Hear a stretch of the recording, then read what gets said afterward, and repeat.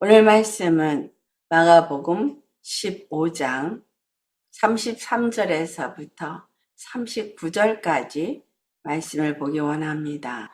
제6시가 되매 온 땅에 어둠이 임하여 제9시까지 계속하더니 제9시에 예수께서 크게 소리 지르시되 엘리 엘리 라마 사박다니 하시니 이를 번역하면 나의 하나님 어찌하여 나를 버리셨나이까 하는 뜻이라. 곁에 섰던 자 중 어떤 이들이 듣고 이르되 보라 엘리야를 부른다 하고 한 사람이 달려가서 해면에 신 포도주를 적시어 갈대에 끼어 마시게 하고 이르되 가만 두라 엘리야가 와서 그를 내려주나 보자 하더라. 예수께서 큰 소리를 지르시고 숨지시니라. 이에 성소 휘장이 위로부터 아래까지 찢어져 둘이 되니라. 예수를 향하여 섰던 백부장이 그렇게 숨지심을 보고 이르되 이 사람은 진실로 하나님의 아들이었도다 하더라. 아멘. 말씀의 제목은 엘리 엘리 라마 사박다니. 여러분, 엘리 엘리 라마 사박다니, 이 말씀이 우리 각 심령에 참으로 울리는 은혜의 말씀, 사랑의 메시지가 되기를 원합니다. 엘리라는 뜻은 나의 하나님인데 원래는 엘로이인데 한국말 번역으로는 엘리라고 되어 있어요. 그래서 라마는 왜, 어찌하여 사박다니 나를 버리셨나이까.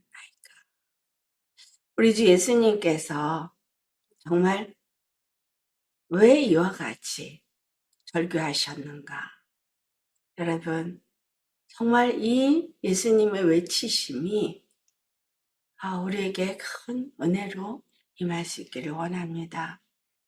33절을 보면 제6시로부터 어떤 일이 이루어졌다고 기록되어 있습니까? 제6시가 되니까 온 땅에 어둠이 임하였다고 말합니다. 제9시까지 계속 그 어둠이 임했다라고 말하고 있습니다.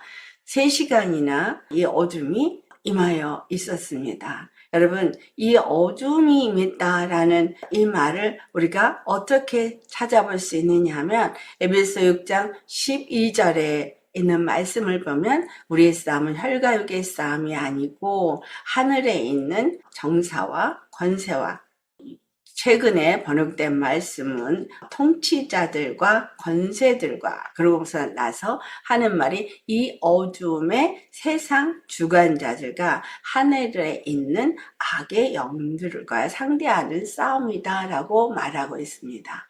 자, 어둠, 지금 제6시로부터 9시까지 어둠이 가득하게 그 하늘에, 그 땅에 임했습니다. 온 천지가 어둠으로 가득했습니다. 그 말의 의미는 바로 어둠의 세상 주관자들과 하늘에 있는 그 어둠의 악한 영들이 총 공격을 하고 있는 모습을 나타내고 있습니다. 이것은 곧 어떤 걸 말하고 있습니까? 예수 그리스도가 십자가에 달리셔서 이제 죽으시기 전에 전쟁이 하늘에서 일어나고 있는 상태였습니다. 예수님은 십자가에 달리실 때에 우리의 죄를 위하여 달리셨습니다. 그렇다면 이 죄를 지으시기를 한 사람의 죄가 아니라 온 인류의 죄를 그 몸에 짊어 지신 상태입니다. 그렇기 때문에 그 죄에 대해서 사망의 권세자, 어둠의 권세자가 그 죄의 값인 사망을 예수님께 요구하는 그 상태를 나타내주고 있습니다.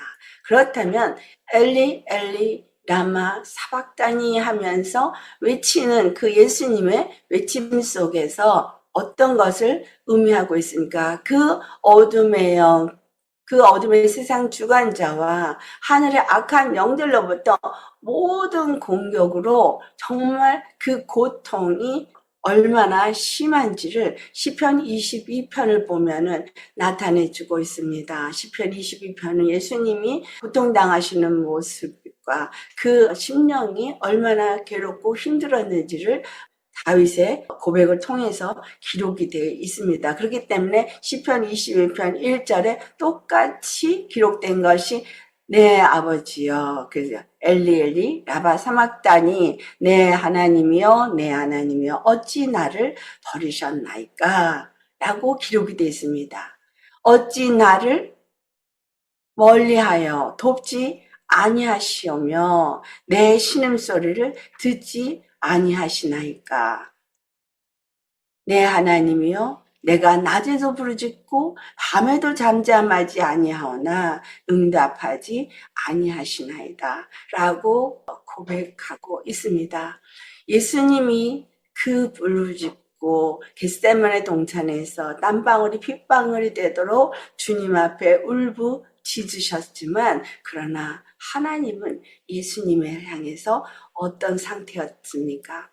완전히 버리신 상태였습니다. 여러분, 예수님 십자가에 죽으신 그 상태는 하나님 아버지께서 완전히 예수님을 외면해 버리신, 완전히 버리신 그 상태라는 거예요. 완전히 죽음에 내어 던진 상태라는 거예요. 왜냐하면 하나님은 거룩하신 분이고 하나님은 절대로 죄를 보지 아니하시는 분이고 죄와 가까이 할 수 없는 분입니다. 그래서 비록 예수님의 말씀이 육신이 되어 이 땅에 오신 분이라 할지라도 그 몸에 우리의 모든 죄를 짊어질 때 우리가 하나님으로부터 외면당할 우리의 모든 죄를 예수님이 그 몸에 짊어지셨을 때 예수님은 하나님으로부터 완전히 외면당하신 거예요. 완전히 버려지신 거예요. 우리는 우리의 죄로 말미암아 완전히 버려질 수밖에 없는 존재였습니다. 여러분, 정말 아담 한 사람의 범죄로 말미암아 죄가 세상에 들어오고 죄로 말미암아 모든 사람이 죄 아래 놓이고 죄의 종이 되어서 사망이 왕노릇하는 가운데 있다라는 상태는 완전히 하나님 앞에 버려져서 하나님이 외면해 버리시고 하나님이 그들에게 조금도 그 어떤 것도 관계할 수 없는 그 상태를 의미합니다. 이 말씀이 이사야서 말씀에 기록이 되어 있습니다. 이사야서 59장의 1절과 2절의 말씀을 우리가 살펴보면 여호와의 손이 짧아 구원하지 못하심도 아니요 귀가 둔하여 듣지 못하심도 아니라 오직 너희 죄악이 너희와 너희 하나님 사이를 갈라놓았고 너희 죄가 그의 얼굴을 가리어서 너희에게 듣지 않으시게 함이니라. 여기 분명히 말씀하고 있습니다.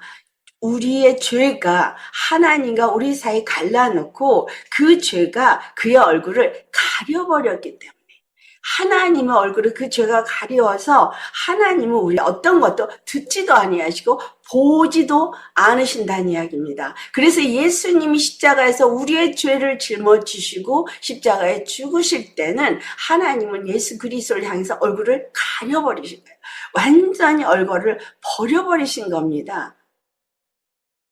그래서 예수님이 십자가에 죽으심은 내 대신 하나님 앞에 버려지신 상태예요. 내 대신 얼굴이 가려지신 상태입니다.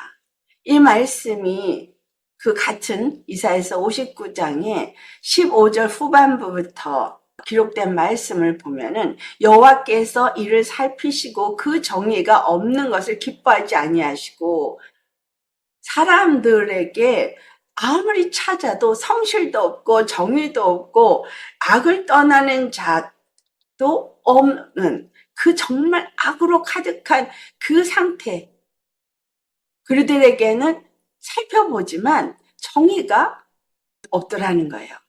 그런데 16절로부터 우리 18절까지 같이 봉독해 보겠습니다. 사람이 없음을 보시고 중재자가 없음을 이상히 여기셨으므로 자기 팔로 스스로 구원을 베푸시며 자기의 공의를 스스로 의지하사 공의를 갑옷으로 삼으시며 구원을 자기의 머리에 써서 투구로 삼으시며 보복을 속옷으로 삼으시며 열심을 입어 겉옷으로 삼으시고 그들의 행위대로 갚으시되 그 원수에게 분노하시며 그 원수에게 보응하시며 섬들에게 보복하실 것이라. 여기서 예수님이 십자가에서 죽으신 이유가 무엇이라고 기록되었습니까? 하나님과 사람 사이에 중보자가 없다는 거예요. 중재자가 없다는 거예요. 우리의 죄를 대신해서 죽어질 그 누구도 없다는 거예요. 그렇기 때문에 자기 팔로 스스로 구원을 베푸셔서 자기가 가진 공의를 스스로 의지해서 공의를 갑옷으로 삼으시고 구원을 자기의 머리에 쓰시고 투구를 삼으시고 보복을 속옷으로 삼으셔서 열심을 입어 겉옷으로 삼으시며 예수님이 십자가에서 죽으시고 부활하신 이 모든 행위는 주님이 그 죄를 다 갚으시는 거예요. 누가 누구에게 중재자가 대신 그 모든 것을 다 갚아준 것을 그 죄를 다 입어버리신 거예요. 그 모든 불의를 그 몸에 다 입어버리신 거예요. 그 행위대로 하나님이 그 죄를 갚으시는 것을 그대로 당하신 겁니다. 하나님이 그 원수를 향한 분노를 그대로 당하신 겁니다. 그 원수에게 보응하시는 그것을 그대로 보복을 당하셨습니다. 이것이 예수님이 바로 그 제6시부터 9시까지 그 캄캄한 어둠 속에서 고통 가운데서 숨을 거두시는 상태. 그때의 주님의 부르짖음과 울부짖음이 엘리 엘리 라마 사박다니입니다. 나의 하나님이여, 나의 하나님이여, 왜 어찌하여 나를 버리셨나이까? 이 말의 의미는 예수님은 이미 이 땅에 오실 때 나는 아버지의 뜻을 이루러 오셨다라고 말씀하셨어요. 나는 죽으러 왔다라고 말씀하셨습니다. 왜냐하면 요한복음 16장 7절에서 8절의 말씀에 예수님은 분명하게 말씀을 하십니다. 내가 너희에게 실상을 말하니 내가 떠나가는 것이 너희에게 유익이라. 내가 떠나가지 아니하면 보혜사가 너에게 오지 아니하기 때문이다 라고 말씀하고 있습니다. 가면 내가 그 보혜사를 너희에게로 보내리니 그가 와서 죄에 대하여 의에 대하여 심판에 대하여 세상을 책망하시리라 라고 말씀하고 있습니다. 예수님은 이 땅에 오셨을 때 분명하게 십자가에 죽으시기 위해서 오셨고 그 죽으심은 바로 보혜사 성령님을 보내기 위해서라는 것을 여기서 말씀하셨습니다. 그리고 보혜사 성령이 오셔야만 죄에 대해서 의에 대해서 정말 심판에 대해서 책망하실 것이라고 말씀하고 있습니다. 이것이 어떤 의미를 우리에게 주고 있는지를 출애굽기에서 그 6월절 어린 양이 죽으시던 그 밤을 통해서 우리에게 잘 나타내고 있습니다. 그것은 바로 출애굽기 12장 6절로부터 나타나는 그 6월절 어린 양을 잡을 때에 그 아비벌 14일 열 나은 날까지 이제 그 어린 양을 잘 간수해서 두고 그를 잡을 때 해 질 때에 잡는다고 돼 있어요. 해 질 때. 자, 제6시는 해 질 때예요. 다음 날에 시작이 되면서 해는 질 때입니다. 그 이스라엘의 달력의 시작은 항상 제6시로부터 시작해서 그 다음 날 새벽 6시까지를 의미하고 있죠. 그렇기 때문에 해 질 때, 그 해 질 때가 바로 제6시 같은 시간인 거예요. 예수님이 그 6월절 양을 잡는 그 시간에 십자가에 달리셨습니다. 근데 그 십자가에 달리시는 그 이유가 어떤 것을 나타내고 있습니까? 그 어린 양을 잡아서 문 임방과 그 좌우설주에 그 어린 양의 피를 바르라고 되어져 있습니다. 언제? 바로 그 유월절 하나님의 그 심판이 애굽 땅에 임해서 그 애굽에 있는 모든 집에 들어가서 그 가정의 첫 상자를, 첫 것, 짐승의 첫 것이든 사람의 첫 것이든 애굽의 왕에서부터 그 하찮은 종에 이르기까지 모든 장자를 다 진멸하는 그 밤에 바로 1년 된 그 숫 어린 양을 잡아서 그 피 바른 집에는 그 심판이 지나갔다는 거예요. 그 멸하기 위해서 들어가고자 하는 그것을 그 피가 바른 집에는 들어가서 멸하지 않게 했다는 하나님의 약속이 있었습니다. 그 해질 때에 바로 예수님이 제6시로부터 9시까지 그 캄캄 어둠 속에 있을 때 바로 유월절 양이 잡히신 그 밤입니다. 그 밤에 이스라엘 집은 그 피를 발랐고 그 밤에 그 하나님의 심판은 애굽 온 전역을 다 덮었습니다.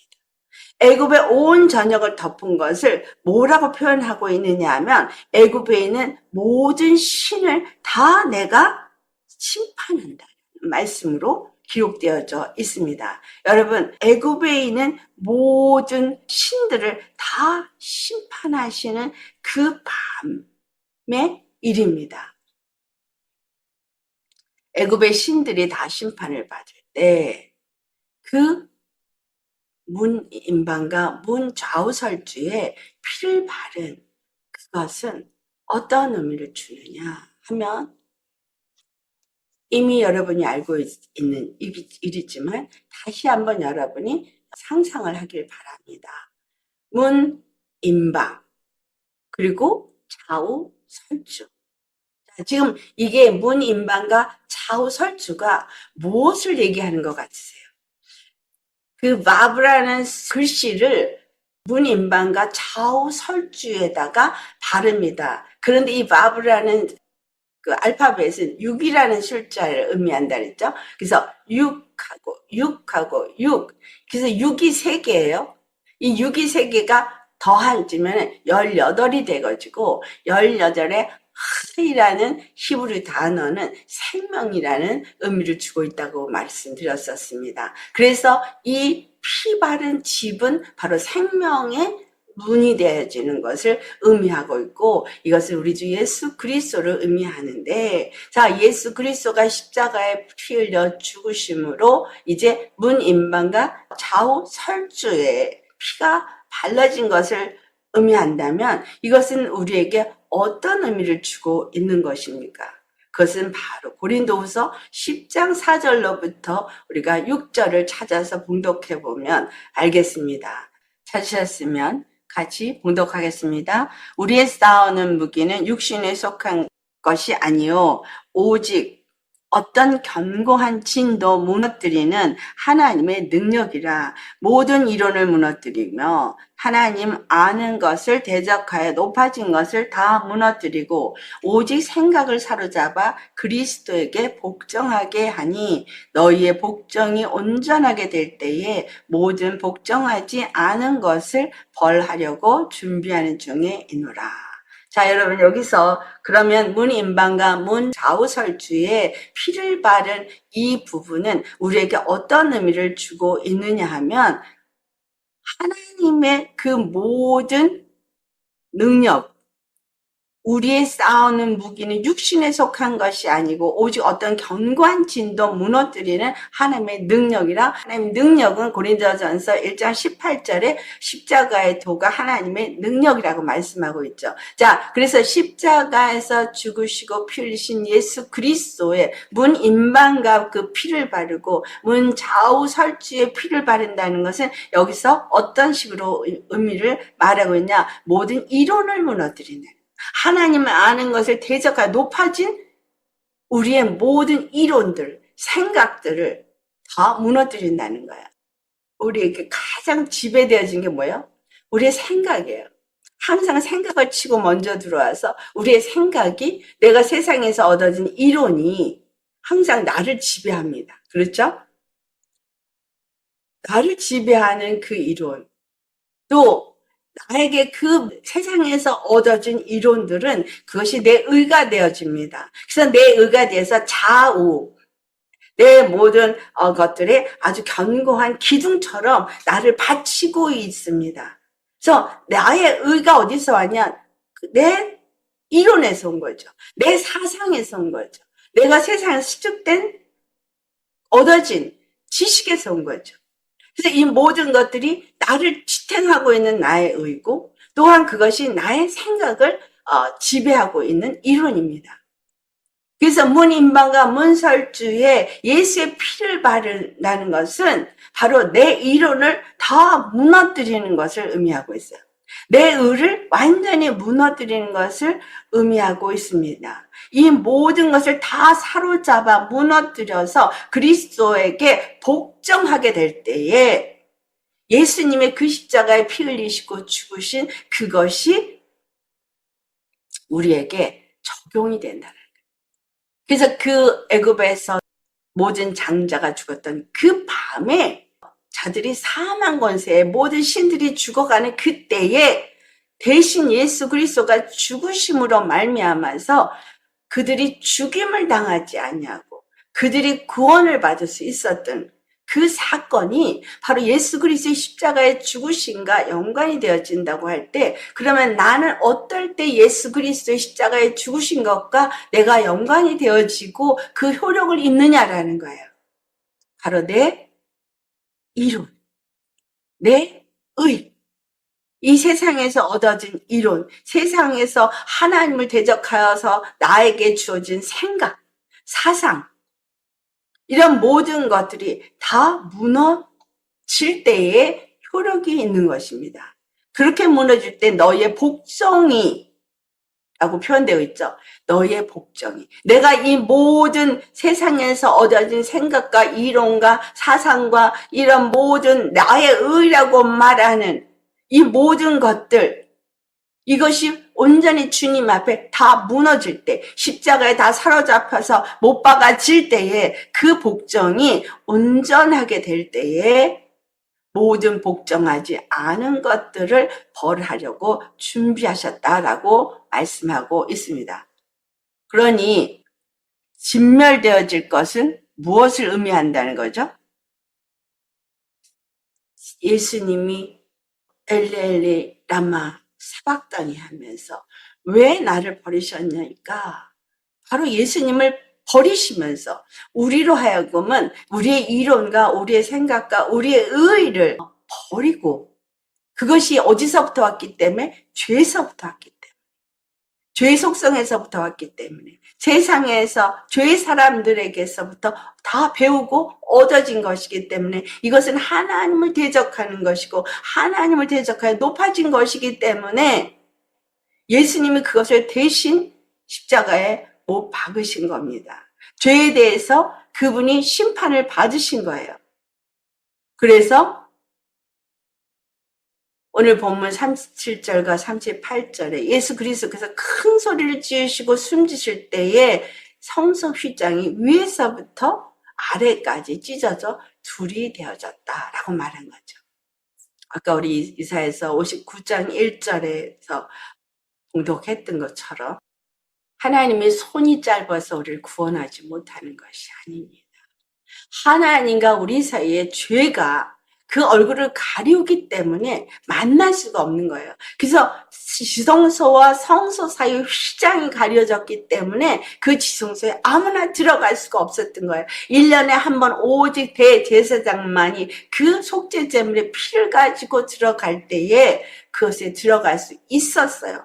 그것도 거룩한 피가 아닌 것을 갖고 들어가면 그대로 죽는데 하나님이 명령한 그 피를 가지고만 들어갈 때에 그것이 가능했습니다. 예수 그리스도께서 한 영원한 속죄제, 중보자로서 그 화목제물이 되셨기 때문에 예수님이 십자가에서 죽으실 때에 휘장이 위에서부터 아래까지 완전히 찢어진 거죠. 그것이 주님의 그 육체를 찢으신 것입니다. 그 육체를 찢으시면서 그 육체가 찢으신 것이 곧 뭘 찐 거야? 그 죄의 담을 찢으신 거예요. 이 말씀이 에베소 2장에 나옵니다. 자, 에베소 2장을 우리 한번 찾아보시겠습니다. 14절로부터 18절까지 그는 우리의 화평이신지라 둘로 하나를 만드사 원수된 것 곧 중간에 막힌 담을 자기 육체로 허시고 법조문으로 된 계명의 율법을 폐하셨으니 이는 이 둘로 자기 안에서 한 세 사람을 지어 화평하게 하시고 또 십자가로 이 둘을 한 몸으로 하나님과 화목하게 하려 하심이라. 원수된 것을 십자가로 소멸하시고 또 오셔서 먼 데 있는 너희에게 평안을 전하시고 가까운 데 있는 자들에게 평안을 전하셨으니 이는 그로 말미암아 우리 둘이 한 성령 안에서 아버지께 나아감을 얻게 하려 하심이라. 자,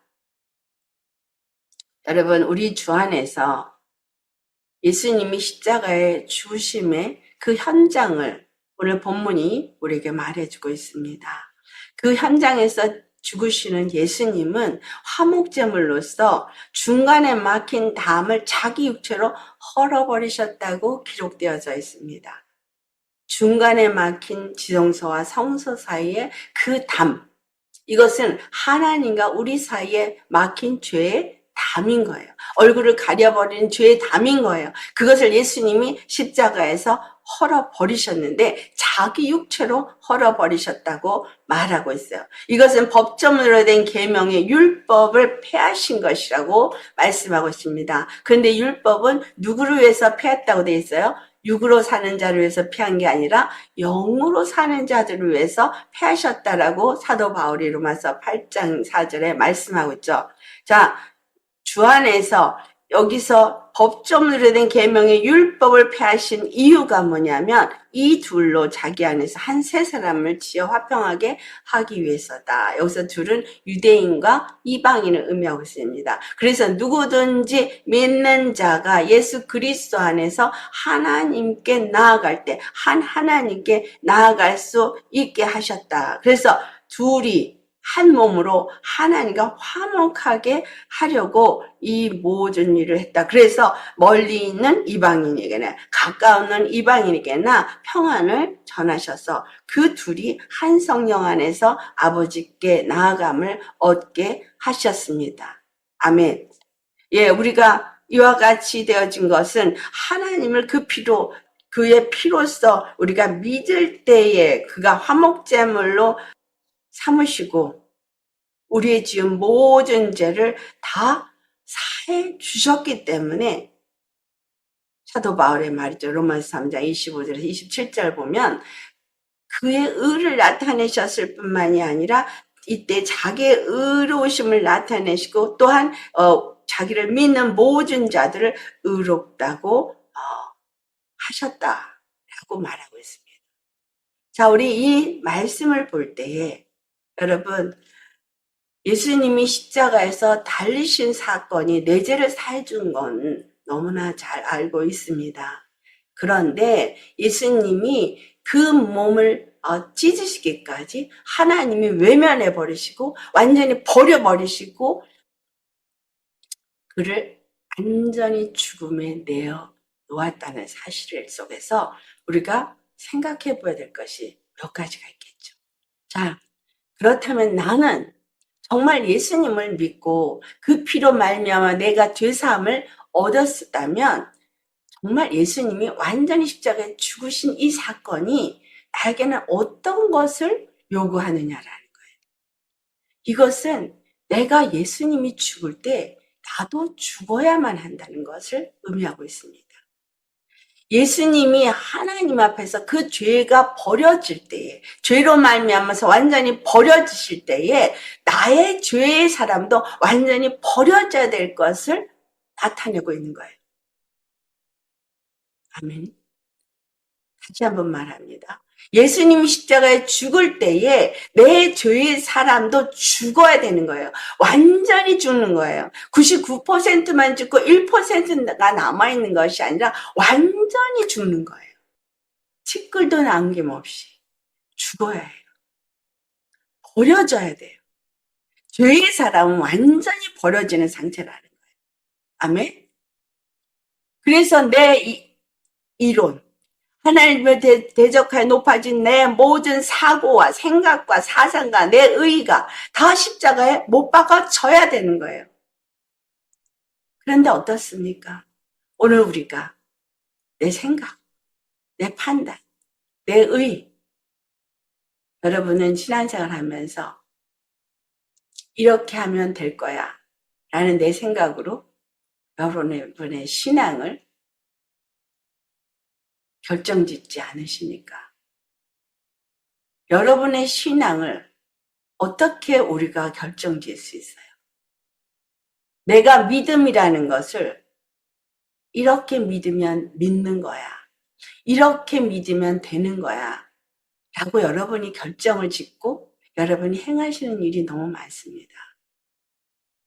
우리에게 그럴 수 있는 자격이 있습니까? 아니면 지금 오늘 이렇게 본 말씀들을 볼 때에 우리가 그렇게 해도 되는 것입니까?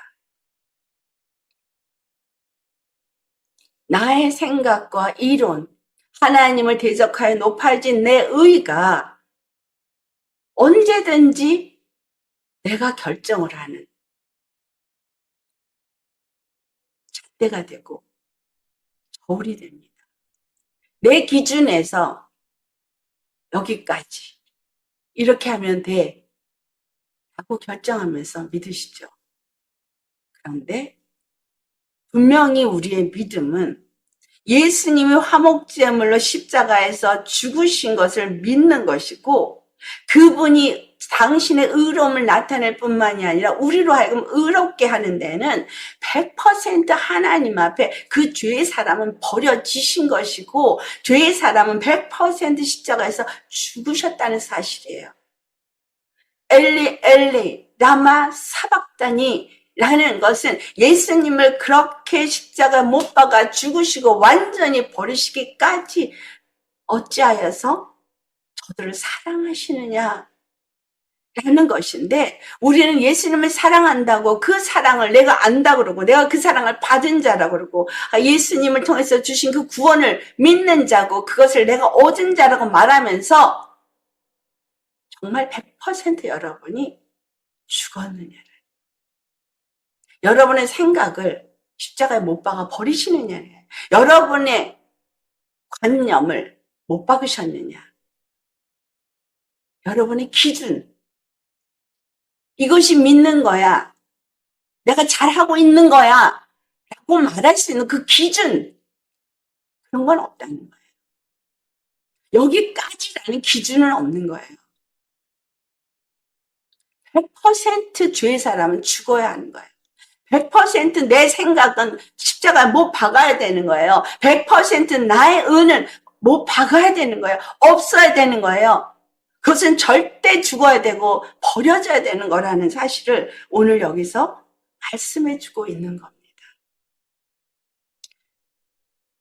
성소와 지성소 사이에 휘장이 찢어졌어요. 어떻게 찢어졌어요? 예수님이 제60터 90까지 그 모든 악한 영들로부터의 공격을 그 몸으로 다 받으시고 그 몸이 완전히 찢어지셨기 때문에 큰 소리로 외치시고 숨이 거두었다. 그냥 외치신 게 아니라 그 모든 고통의 절규가 클라이막스에 이른 상태를 의미해주고 있습니다. 그 몸이 찢어지는 고통을 겪으신 것이 그 외치는 소리였습니다. 그때 그 휘장이 찢어진 거예요. 하나님과 우리 사이에 막힌 담이 찢어진 거예요. 하나님과 우리가 만날 수 있는 통로가 열린 거예요. 그래서 그 하나님과 우리 사이에 십자가 길 외에는 만날 수 있는 길이 없고, 그것은 생명의 문 대신 예수님 안으로 들어가는 것 외에는 우리가 감당할 수 있는 길이 없다는 거예요. 여러분, 666 하면 짐승의 표, 짐승의 숫자만 생각하시죠? 왜냐하면 그들이 지극히 육적이기 때문에 666인 거죠. 예수님이 666, 바로 그 어린 양의, 그 유월절 어린 양의 그 피로써 죽으시고 666을 못 박아버리신 거예요. 사망의 진멸을 해버리신 거예요. 666을 진멸해버리신 거라고요. 이것이 요한에서 2장 15절로부터 어떻게 말씀하고 있어요? 육체에 속한 것, 세상에 속한 것, 이것은 바로 육신의 정욕과 안목의 정욕과 이생의 자랑이라고 분명히 말해주고 있습니다. 하나님께서 선악에게는 나무의 실과를 먹지 마라. 이것을 먹는 날에는 정령 죽으리라 했어요. 그러나 사단은, 뱀은 뭐라고 말해요? 아니, 네가 이것을 먹는 날에는 하나님과 같이 될까봐 그러는 것이야. 정령 죽지 않아. 두 가지 말입니다.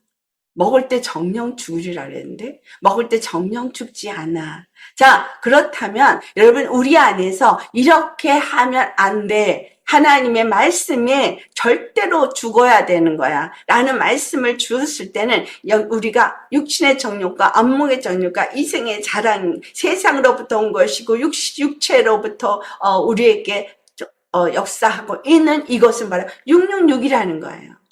우리의 생각, 우리의 인격 속에서 우리의 뜻과 생각, 그 다음에 우리의 감정, 또 우리의 의지, 이것이 바로 우리에게 나라는 어떤 문이 되죠. 시각, 그리고 마음, 생각, 이 세 가지를 갖고 있는 것이 바로 하나님을 대적하여 높아진 바로 이것들인 거예요. 육체의 전력, 안목의 전력, 이생의 자랑. 예, 하와가 그걸 볼 때 먹음직하고 범직하고 지혜롭게 할 만큼 탐스럽게 보여져서 하나님과 같이 되고자 했다 하는 것입니다. 예수님이 엘리 엘리 라마 사박다니 하면서 큰 소리를 외치고 죽으시고 그 휘장이 정서와 지성사의 휘장이 위로부터 아래로 찢어진 이 사건은 그의 몸이 찢어지는 사건이고 그 모든 고통을 그 몸에 짊어진 사건입니다. 완전히 죽어진 사건, 완전히 버려진 사건. 그렇기 때문에 먹지 마라 하면 안 먹어야 되는 거예요. 하나님 먹지 말라 그러면 안 먹어야 되는 거예요. 그런데 이 정도는 괜찮아. 네가 하나님과 같이 될까 봐 그래서 먹지 말라는 거야. 내 생각이 하나가 들어가고 내 판단이 하나가 들어가고 내 기준이 이 정도면 괜찮잖아. 하나씩 거기다가 플러스 시킬 때마다 여러분, 그 중에 한 가지라도 들어가면 그것은 곧 무엇을 의미하는 겁니까? 바로 내 생각, 내 이론, 내 기준, 내 의, 이게 들어가는 거예요. 내가 하나님과 같이 되어지는 것입니다. 내가 하나님의 자리에 가는 겁니다. 여러분, 우리가 다른 사람을 판단하지 마라. 그것은 하나님의 자리에 앉는 거라. 이것을 알면서도 우리 얼마나 많이 앉아서 마음으로, 생각으로 사람들을 판단합니까? 근데 이것만이 아닙니다. 우리 입술이 다른 사람을 비방하고 그리고 다른 사람을 용서치 못함도 다 하나님의 자리에 앉는 죄이죠. 그런데 그거 말고도 정말 무섭게 우리를 속이고 있는 죄를 짓게 하는 것이 뭔지 아십니까? 내가 하나님의 자리에 앉게 하는 것이 무엇인지 아십니까? 그것은 바로 내가 이 정도 이래도 돼 하면서 스스로가 결정하고 타협하고 정한 룰에 따라서 믿음의 삶을 사는 우리의 모습입니다. 우리의 생각입니다. 그건 내가 만든 기준이죠. 내가 만든 어떤 믿음의 잣대죠. 하나님이 그렇다라고 그 믿음을 인정한다고 하던가라는 거예요. 그냥 십자가에서 죽으신 것이 아닙니다. 예수님이 그냥 죽은 게 아니에요. 성령을 보내 주시기 위해서 죽으셨다 그랬죠. 성령이 오면 죄에 대해서, 의에 대해서, 심판에 대해서 책망하시리라. 죄라 하면 너희가 믿지 아니하며, 자, 믿지 아니함이 우리 기준에서 90% 믿고 10%안 믿으면 믿는 것입니까? 내 기준으로, 내 판단으로, 내 의로 정할 수 없는 것이 하나님이 정한 믿음이기 때문입니다. 하나님이 정한 것이기 때문에 하나님이 정한 룰 안에서 거기에 합당해야 한다는 거예요. 믿음은 뭐예요? 예수 그리스도와 함께 죽고 예수 그리스도와 함께 사는 게 믿음이에요. 내 의와 내 생각과 내 이론이 죽고 예수님과 함께 사는 거. 그래서 그 문 임방과 문 좌우 설치에 피 바른 집 안에 거하는 거. 내 생각에다가 피를 바르고 내 모든 의가 죽어지고 주 안에서 내 생각이 죽어지고 내 감정이 죽어지고 예수 그리스도 안에서 그 말씀에 의한 삶을 사는 거, 그게 믿음인 거죠. 하나님의 성령의 이끌림을 받아 사는 거, 그게 믿음인 거죠.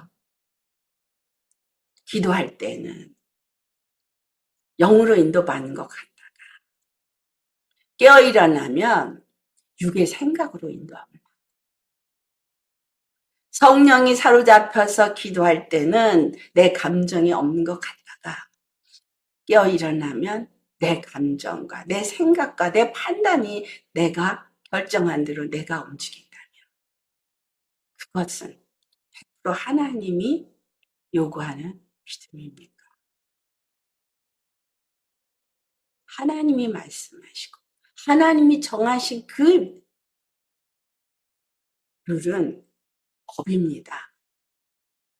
우리가 가감할 수 있는 것이 아니고 우리가 타협시킬 수 있는 것이 아니고 우리가 그것을 임의로 바꿀 수 없는 겁니다. 여러분, 예수님만 십자가에서 완전히 버려지시고 죽으신 게 아닙니다. 예수님과 함께 내가 믿음의 사람이 되려면 예수님이 그렇게 완전히 죄를 못 박은 것처럼 내 안에 있는 죄를 못 박아야 하는 거예요. 예수님이 그 죄를 짊어지고 완전히 버려지셨던 것처럼 그 죄는 하나님 앞에 완전히 버려져야 하는 것입니다. 그런데 우리는 버려지기보다 얼마만큼의 타협을 갖고 가고 있다면 그것은 온전히 하나님의 구원을 얻을 수 있는 사람이 아니라는 거죠. 죄에 대해서 성령께서 어떻게 하신다고요? 믿지 않으면 죄라는 거예요. 믿지 않는다는 것이 교회를 다니면 믿는 거고 교회 예배에 참석을 안 하면 믿지 않는 것이 아니라 하나님의 말씀 앞에 100% 순종이 안 되면 믿지 않는 거예요. 하나님이 정한 룰에 받지 않으면 믿지 않는 거예요. 그다음에 의에 대하라면 예수님이 가셨다. 여러분, 의라는 것은 분명히 예수님이 우리가 믿음으로 말미암아 예수 그리스도 안에서 그와 함께 연합될 때에 의롭다함을 얻는다 그랬어요. 그래서 하나님께서 돌아갔다는 이야기는 우리가 예수 그리스도와 함께 죽고 예수 그리스도와 함께 살아서 하늘에 앉힌 자가 되어졌을 때 우리가 의롭다함을 얻는 자가 되는 것입니다. 이 땅에 여전히 내 생각과 내 사상과 내 이론과 내 뜻과 내 의를 가지고 있는 상태에서는 거기에 해당 사항이 없다는 거예요. 왜냐하면 그 상태는 성령이 인도하는 상태가 아니기 때문에. 예수님은 하늘로 나가시기 때문에 이 땅에는 의가 없습니다. 보암직하고 먹은직하고 지혜롭게만 탐스러운 육체의 정욕과 안목의 정욕과 이생의 자랑은 세상에 속한 것이고 여기에는 의가 없습니다. 내가 아직도 그것을 따라간다면 그러면 나는 의 안에 있는 것이 아닙니다. 나는 그 푸바른 집 안에 있는 것이 아닙니다. 사망 권세가 내게 드리워지고 나는 내 기준에서 이만큼 하면 되지 한 그것이 결국은 하나님의 자리에 앉아서 세상 임금이 심판을 받았을 때 마귀가 심판을 받았다. 그 밤에 애굽에 있는 모든 신들이 다 심판을 받아서 이것이 이스라엘 사람들에게 표적이 되어지는데 그 표적이 뭐야? 내가 피를 볼 때 너희를 넘어가리니 재앙이 너희에게 내려 멸하지 아니하리라. 피를 볼 때에 넘어간다 그랬어요. 이건 우리에게 똑같이 예수 그리스도가 죽으시고 예수 그리스도가 부활하신 그 부활의 완전한 연합을 이룬 자에게 해당되는 말씀이라는 거죠.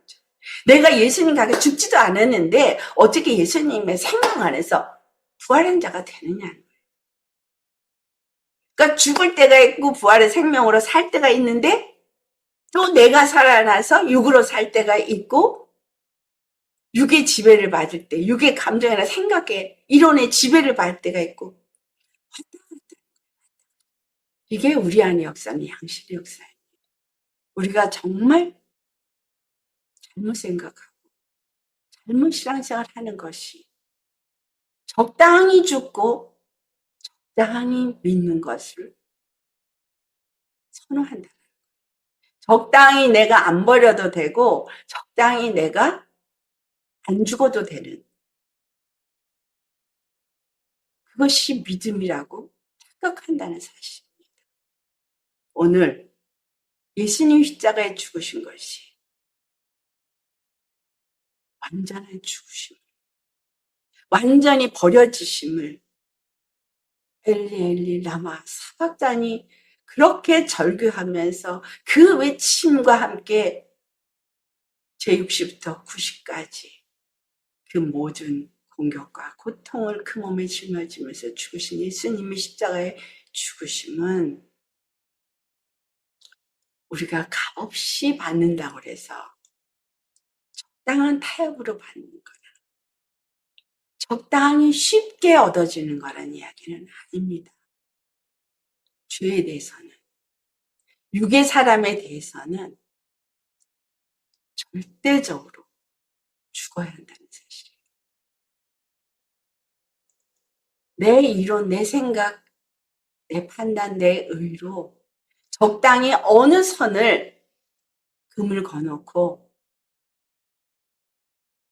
요거는 내 생각대로 하고 저거는 말씀대로 하고 이런 건 없다는 겁니다. 철저하게 주의 말씀대로 내가 행하고 온전히 예수 그리스도의 십자가 죽음과 같이 내가 죽지 않으면 회개밖에는 없는 거예요. 그 회개는 우리에게 어떤 회개를 요구합니까? 죽을 수밖에 없는 데서부터 나를 건지시기 위해서 예수님이 십자가에서 그 흘리시고 찢기신 그 엄청난 그 사건을 내가 완전히 버린 사건이 되는 거예요. 외면한 사건이 되는 거예요. 무시한 사건이 되는 겁니다. 그분을 만홀히 여긴 것이 되는 겁니다. 하나님은 우리에게 만홀히 여기실 분이 아니십니다. 하나님은 우리가 그렇게 임의로 취급해도 되는 분이 아닙니다. 그렇게 완전히 죽어야 되기 때문에, 그렇게 완전히 버려지셔야 하기 때문에 우리를 죄에서 건지시고 생명을 주시고 하나님 안에서 그것을 얻게 하기 위해서 그 방법 외에는 없었기 때문에 우리에게도 살 길이 오직 그것뿐이라고 안다면 100% 죽어야 되는 거 아니에요. 100% 십자가에 우리 자신을 못 박아야 되는 거 맞지 않습니까? 어느 만큼 적당히 봉사하고 섬기고 헌신하고 기도하고 신앙생활 하면서 육적으로 내가 이 부분은 포기할 수 없어 하고 번번이 그것을 쥐고 있다면 온전한 구원 얻을 수 없습니다. 그게 안 돼서 눈물로 애통으로 몸부림치면서 회개의 자리로 가는 겁니다. 왜 금식하고 회개합니까? 안 되니까. 안 되니까. 주님 앞에 여전히 살아있는 육체를 내가 어떻게 할 수가 없으니까 나를 쳐서 주님 앞에 조금이라도 죽으려고. 하나님 우리에게 무엇을 보기를 원하십니까? 믿음을 보기 원하십니다. 어떤 믿음을 보길 원하십니까? 예수님이 이렇게 죽으신 사건이 어떤 것인지를 아는 자, 그 가치를 아는 자, 그래서 그 십자가에 죽기 위해서 몸부림치는 그 마음을 보길 원하신다는 거예요. 그것이 상한 심령입니다. 적당히 예수님이 죽으신 사건을 어느 한 사건으로 나는 이미 그것 때문에 믿기 때문에 구원받았다는 착각을 하는 내 기준의 신앙생활 여러분 버리시기 바랍니다. 내 기준은 없습니다. 하나님이 세운 기준입니다. 하나님이 세우신 기준은 완전히 죽어야 합니다. 완전히 죄의 사람은 버려야 합니다. 교회가 그래도 되는 것처럼 가르쳤기 때문에 내 의는 여전히 살아있고 내 생각은 내 이론은 여전히 살아있고 내 감정대로 여전히 생각하고 움직이면서 내 마음이 원하는 대로 하면서 하나님은 나를 사랑하시기만을 축복하시기만을 원하십니다. 하나님도 하나님의 정한 룰을 그 법을 어기실 수 없는 분입니다. 그렇기 때문에 완전히 버려지셨습니다. 그렇기 때문에 완전히 죽으셨습니다. 그 고통을 그 몸에 짊어지셨습니다. 우리에게 십자가에 못 박으라고 하지 않습니까? 그 고통은 너무나 끔찍한 고통이에요. 그 사망 권세자들에게, 그 악한 영들에게, 자, 우리의 싸움이 혈과 육의 싸움이 아니고 통치자들과 권세자들과 하늘의 그 어두움에 세상 주관자들과 하늘에 있는 악한 영들과의 싸움이라고 했는데 이것들은 우리의 생각을 치고 들어오고 우리의 마음을 치고 들어오고 우리의 감정을 치고 들어오는데 이 모든 것들의 싸움에서 이길 수 있는 것은 바로 그 이론과 생각과 감정과 의를 갖다가 십자가 못 박은 사람에게만 해당 사항이 있다는 얘기예요. 그것들이 살아있는 상태에서는 절대 이길 수 없다는 거죠. 예수님 십자가에 완전히 버려지셨기 때문에 부활하셨습니다. 그래서 의가 되셨고 그래서 마귀는 진멸된 거예요. 마귀의 진멸, 그거가 바꿔지는 겁니다. 내가 죽어야 예수 그리스도 안에서 죄의 사람이 죽어야 하나님의 영의 사람으로 살 때에 마귀가 틈탈 수가 없고 마귀가 근접할 수가 없는 것입니다. 적당히 살아있는 상태에서는 마귀가 여전히 내 안에서 주인 노릇을 합니다. 마귀가 내 안에서 주인 노릇을 하는 것은 내가 주인 노릇을 하고 있다는 뜻입니다. 내가 주인 노릇을 하고 있으면 마귀가 주인 노릇을 하고 있는 것이고 나는 믿음의 상태, 의로워진 상태가 아니라는 거죠. 회개할 것만 남아있는데 내가 적당히 생각 속에서 타협을 해버리면 그 부분은 회개하려고 하지 않습니다.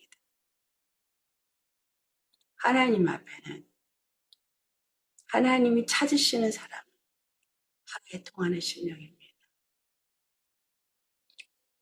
가슴을 찢는 자입니다. 여러분, 정말 안 돼서 눈물로 애통하며 회개하는 심령이라면 하나님은 그에게 긍휼을 베풀어 주십니다. 위로를 해 주십니다. 그러나 내가 기준을 정해놓고 적당히 어디까지는 신앙생활 하는 것 같이 여기고 그리고 나머지 내 감정과 내 생각과 내 뜻은 저버리지 아니하고 그것을 꼿꼿하게 갖고는 교만한 자는 하나님이 내치십니다. 하나님은 그래서 교만한 자를 미워하시고 겸손한 자를 불쌍히 여기시고 왜 에서가 버려졌느냐는 거예요. 장자의 축복을 가지고 태어났음에도 왜 버려졌냐는 거예요. 육체의 그 작은 것 하나를 포기하지 않았기 때문이에요. 여러분,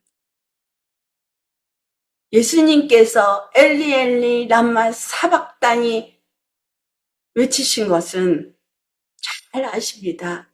근데 그 절규가 어디에서 나오는 것인지 그거는 외면해버리게끔 사단의 속임수가 오늘 믿는 자들 속에서 역사하고 있습니다. 666 영적으로, 혼적으로, 육적으로 미혹을 받은 상태에서 받아지는 게 666 짐승의 표라는 거예요. 예수님 앞에 영적으로, 혼적으로, 육적으로 죽지 않은 상태가 되어질 때 그 짐승의 표를 받게 되어진다는 것입니다.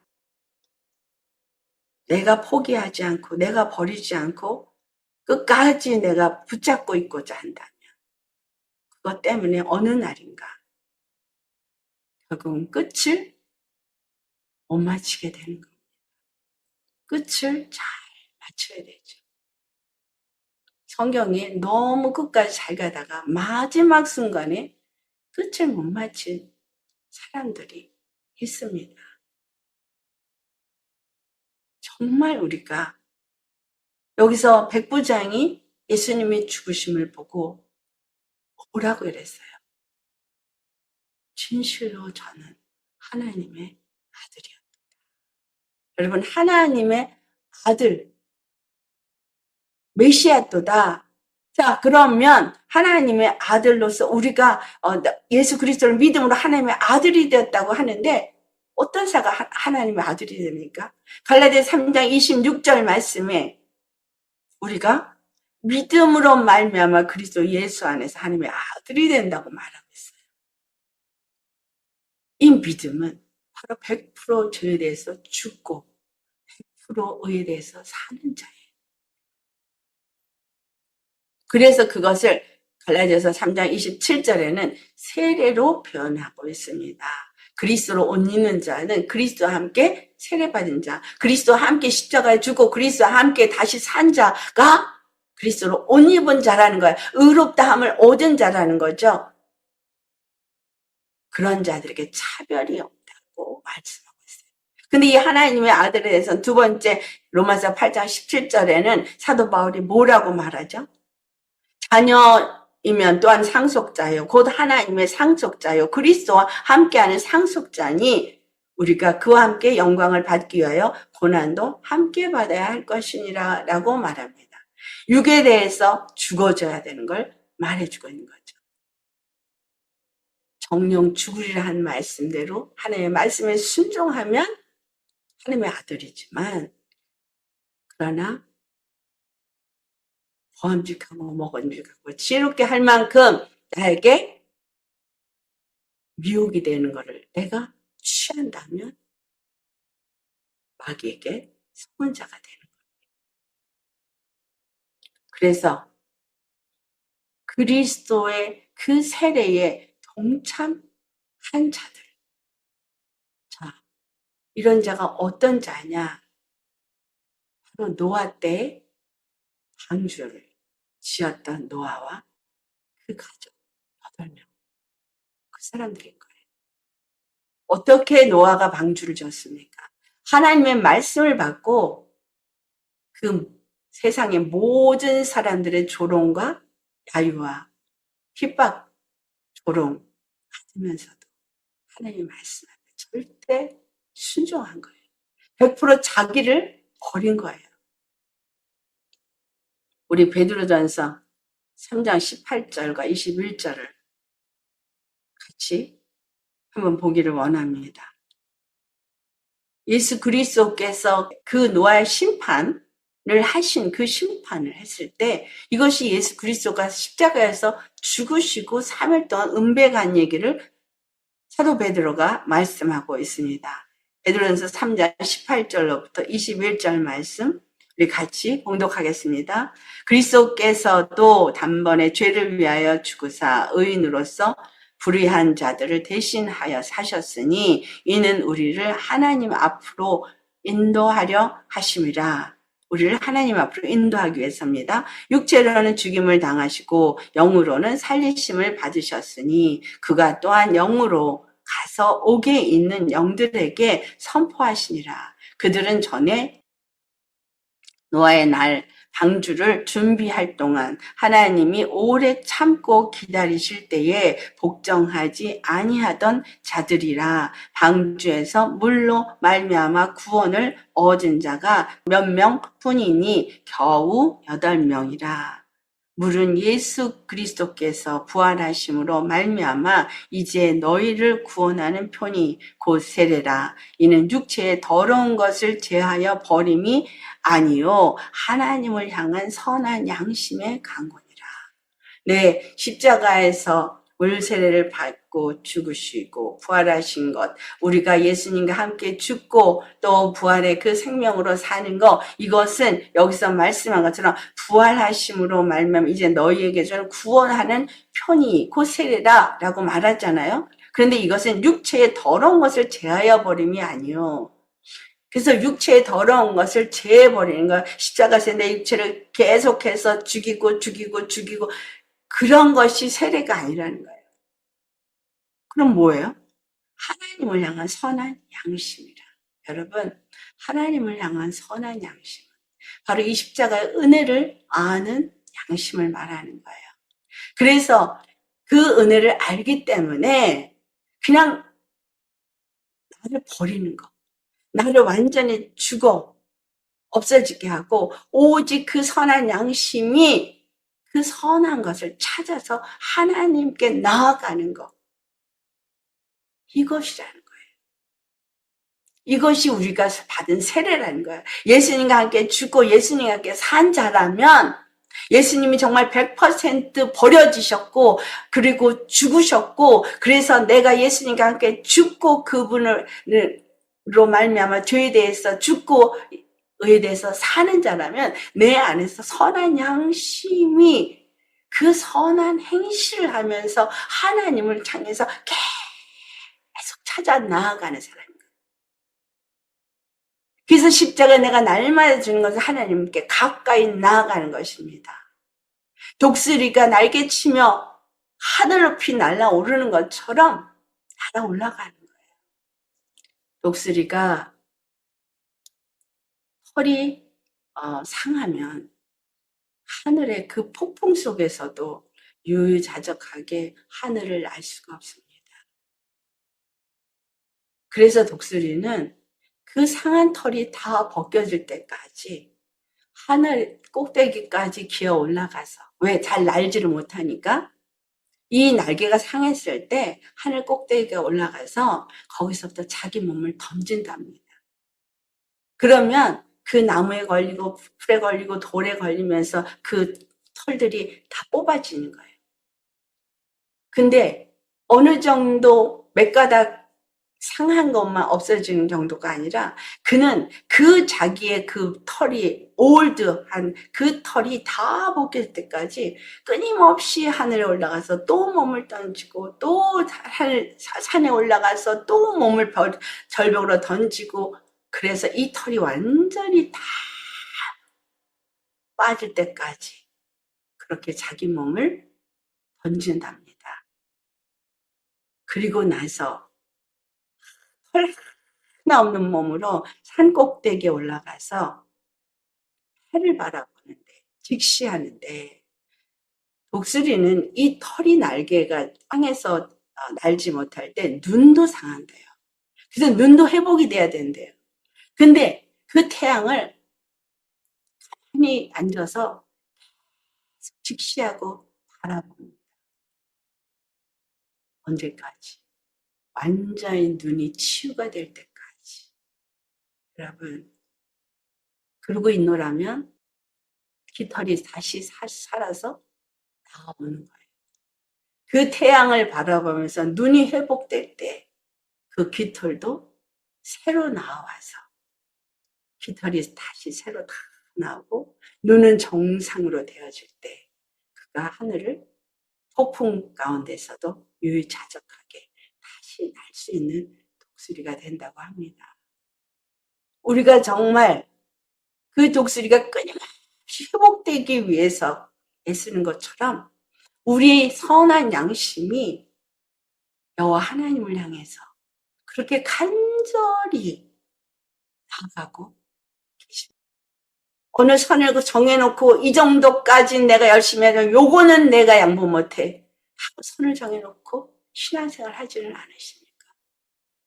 내 안에서 올라오는 죄를 발견할 때마다 통원하지만 되지 않아서 힘들고 어렵지만 그러나 정말 선한 양심으로 오직 주의 말씀 앞에 지배받기 위해서 간절히 구하고 찾고 또 구하고 찾고 회개하고 그러면서 예수님과 온전한 연합이 이루어질 때까지 내 안에 하나님의 거룩한 성전이 세워지도록 우리가 해야 하는 것입니다.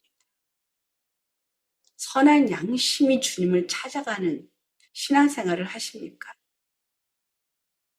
아니면 내가 어느 만큼 육체의 노력으로 뭔가를 하려는 신앙생활을 하십니까? 우리의 마음이 진실로 예수님이 십자가에서 완전히 버려지시고 죽어지신 그 사건을 얼마만큼 시리어스하게 마음에 가지시고 그 가치를 인정하시면서 내가 그와 함께 죽기를 간절히 사모하고 선한 양심이 되어져서 주님을 찾아가기 위해서 끊임없이 나를 십자가에 못 박을 수 있으십니까? 여러분, 중요한 건 우리의 마음입니다. 십자가의 은혜를 아는 마음, 십자가의 은혜의 가치를 아는 마음가짐. 여기 죄 없는 사람 하나도 없습니다. 동일한 죄인입니다. 하나님이 누구를 찾으십니까? 어떤 사람을 만나주십니까? 상한 마음, 선한 양심으로 그 하나님을 찾아가고자 주님이 원하시면 죄에 대해서 완전히 죽어지고 버려지기를 소망하면서 우리 자신을 던지는 사람, 그분만을 바라보고 구하는 사람, 그런 사람을 찾으십니다. 지금 이 시대는 많은 사람들이 자기 욕심과 탐심과 자기 정욕을 버리지 아니하고 자기 생각을 버리지 아니고 교만해서 하나님 앞에 그분을 만으로 여기고 돈을 사랑하고 세상을 사랑하고 쾌락을 사랑하는 죄악으로 하나님을 근심시키고 있습니다. 교회가 그래서 타락해 있습니다. 그래서 무너져 있습니다.